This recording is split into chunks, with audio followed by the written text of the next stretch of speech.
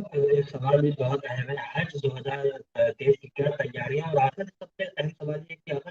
حج 2023 پر جو ہے سوال کیوں اٹھایا جا رہا ہے، حج کمیٹی پر سوال کیوں اٹھایا جا رہا ہے، اس کو کس طریقے سے دیکھتے ہیں؟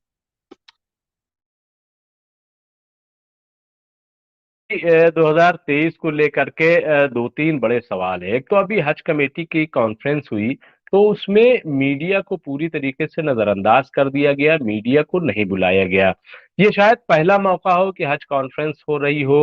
اور اس میں میڈیا کو نہ بلایا گیا ہو، میڈیا کو کوئی انفارمیشن نہ دی گئی ہو، کوئی ریلیز جاری نہ کی گئی ہو، اور ایسے ہی لوگوں نے وہ کر دیا ہو۔ تو اس پہ حافظ ایک اعظمی ہے، حافظ نوشاد اعظمی، جو حج کمیٹی آف انڈیا کے سابق رکن رہے ہیں، سابق ممبر رہے ہیں، انہوں نے اس پہ سوال اٹھایا کہ ایسا کیوں کیا گیا۔ دوسرا سوال انہوں نے یہ اٹھایا ہے کہ جو حج ایکٹ 2002 ہے اس کی مسلسل دھجیاں اڑائی جا رہی ہیں۔ حج ایکٹ 2002 میں انہوں نے کہا کہ ایک رولنگ ہے کہ کم از کم 23 رکنی حج کمیٹی بنے گی، اس میں ممبر پارلیمنٹ ہوں گے، اس میں جو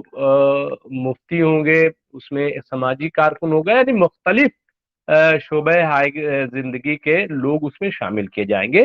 لیکن محض 8 سے 10 رکنی کمیٹی بنائی گئی ہے، اور اس میں سے بھی ایک بتایا کہ جو ممبر پارلیمنٹ تھے اب وہ نہیں ہیں،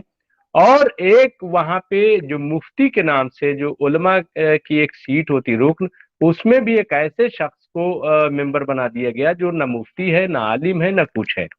اور 12 رکنی محض یہ کمیٹی بنائی گئی ہے، اور 2019 کے بعد سے مسلسل جو ہے اس کو ٹالا جا رہا ہے۔ تو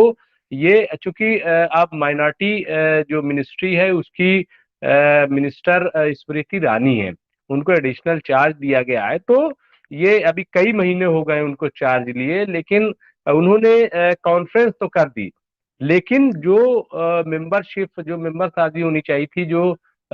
23 رکنی کمیٹی بننی چاہیے تھی، اس پہ اس کو نہیں بنایا گیا ہے۔ پھر اور بہت ساری امبارکیشن پوائنٹ پہ لے کر کے معاملات ہیں، اور بھی دوسرے۔ حج اتنا مہنگا ہو گیا ہے جب سے سبسڈی ختم ہوئی ہے کہ عام آدمی، چونکہ مہنگائی بھی ہے اور لوگوں کے پاس روزگار نہیں ہے، پیسے نہیں، ایسے میں عام آدمی کی پہنچ سے حج جو ہے وہ باہر ہوتا جا رہا ہے۔ تو اس پر بھی حافظ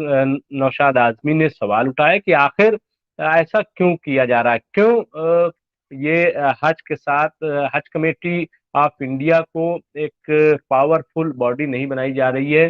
کیوں ممبر سازی نہیں ہو رہی۔ تو یہ ایک بہت بڑا سوال جو ہے وہ حج کمیٹی کو لے کر کے ہے، اور ابھی آپ دیکھیے کہ اس کی تیاری جو 4 مہینہ پہلے سے کمیٹی پوری بن جاتی ہے، اور پھر ابھی اشارہ یہ بھی آیا ہے شاید کہ جو خادم الحجاج کے طور پہ ڈاکٹرز بھیجے جاتے تھے، سرکاری آفیسرز بھیجے جاتے تھے، ان کو بھی شاید نہ بھیجا جائے، روک دیا جائے۔ تو اس پر بھی حافظ نوشاد اعظمی نے کہا کہ چونکہ جو مکہ اور مدینے میں لوگ جاتے ہیں تو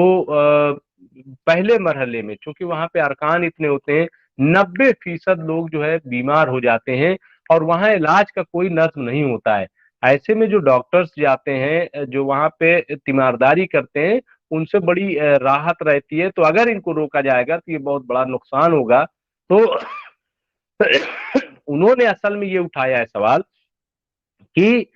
جب بھی حج کانفرنس ہوتی ہے یا حج کی میٹنگ ہوتی ہے تو اس میں جو عازمین حج ہے، جو ملت اسلامیہ ہے، وہ یہ دیکھتی ہے کہ کیا ان کے حق میں کوئی فیصلہ ہو رہا ہے، لیکن ایسا نہ ہو کر کے ایسا لگ رہا ہے کہ ان کے خلاف جو ہے اب فیصلے لیے جا رہے ہیں۔ تو اس پر کچھ انہوں نے فیصلے وہ کچھ سوال اٹھائے ہیں، اور جو خبر آئی ہے وہ یہ کہ انہوں نے اسمرتی ایرانی کو ایک لیٹر بھی لکھا ہے، اور یہ تمام شکایتیں انہوں نے ان کو دی ہیں۔ جی عباس۔